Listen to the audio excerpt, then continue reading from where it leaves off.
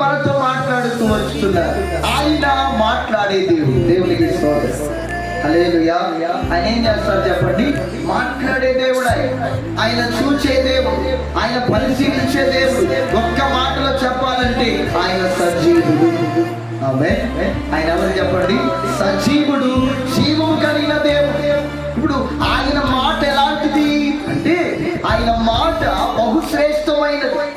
ఆయన మాట దేవుని లేఖనంలో ఉందంటే, దేవుని లేఖనంలో ఏముందంటే, ఆకాశము భూమి గతించిన నా మాట ఏమాత్రము గతించదు. ఆయన ఎలాంటి వాడంటే ఆయన అబద్ధమాడ నేలని దేవుడు. దేవునికి స్తోత్రం. హల్లెలూయా. ఆయన మాట తప్పని దేవుడు.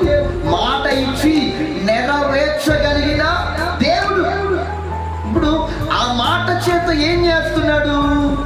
కొన్ని సందర్భాల్లో ఆ మాట మనల్ని సరి చేస్తుంది. ఆ మాట